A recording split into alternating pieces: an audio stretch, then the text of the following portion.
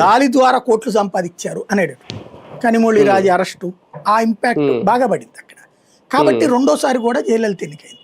ఇప్పుడు స్టాలిన్ రెండోసారి ఎన్నిక కావాలనుకుంటున్నాడు, ఎందుకంటే పోటీ లేదు ఏఐఏడిఎంకి. పన్నీర్ సెల్వం పళనిస్వామిల మధ్య గొడవలు, ఏఐఏడిఎంకే బీజేపీ పొత్తులు, దాని కారణంగా పన్నీర్ సెల్వం బయటికి పోవడాలు, ఇట్లాంటి రకరకాల ఇష్యూస్ ఉన్నాయి. దాన్ని అడ్డు పెట్టుకుని తను అవ్వాలనుకుందామంటే క్రమంగా ఏమైపోయిందంటే తమిళనాడులో ఒకప్పటి పెరియార్ సెంటిమెంట్లు ఎక్కువ ఉండేది. అంటే తమిళనాడులో రెండు రకాలు ఉంటారు, మత మూర్ఖులు అక్కడే ఉంటారు, ఏది సోలాలు గుచ్చేసుకునే వాళ్ళు, విపరీతమైనటువంటి మూఢత్వంతో ఉండేవాళ్ళు అక్కడే ఉంటారు, విపరీతమైన నాస్తికత్వంతో ఉండేవాళ్ళు ఉంటారు. విపరీతమైన నాస్తికత్వం పెరియార్ సిద్ధాంతం, విపరీతమైనటువంటిది అక్కడ మీకు మఠాలు కూడా అక్కడే ఉంటాయి కదా, ఏది కంచికామకోటి పీఠం కానీ అనేక పీఠాలు మఠాలు అక్కడే ఉంటాయి. కాబట్టి రెండు రకాల సిస్టమ్ ఉంటుంది. వీళ్ళు నాస్తిక బ్యాచ్.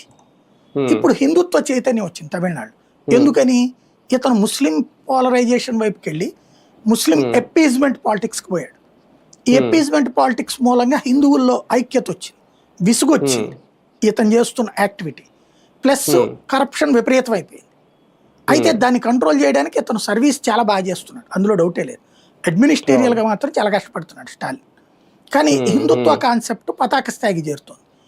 ఇది దేశవ్యాప్తంగా వస్తుంది. అది ఇక్కడ ప్రాబ్లంగా అంతర్జాతీయంగా జరుగుతున్న పరిణామాలు, ముస్లిం దేశాలలో జరుగుతున్న గొడవలు కావచ్చు, ప్రపంచవ్యాప్త తీవ్రవాదం కావచ్చు, ఇది హిందువుల్లో కూడా ఒక చైతన్యం పెరుగుతోంది. కేరళ లాంటి చోట్ల కానీ ఇక్కడ, లేకపోతే కేరళలో ఒకప్పుడు 3% ఓట్లు రాని చోట మొన్నటిసారి ఎందుకు అంత భారీగా ఓట్లు వచ్చినాయి బీజేపీకి.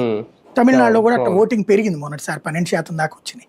అది ఇంప్రూవ్ అవుతుంది. 12% వచ్చినది 25% ఉన్నటువంటి ఏఐఏడిఎంకే మిగతా 1% ఉన్న వాళ్ళందరూ కలిపి దాదాపుగా 50% ఓట్లు ఉన్నటువంటి వాళ్ళందరూ ఒక చోటకి చేరారు.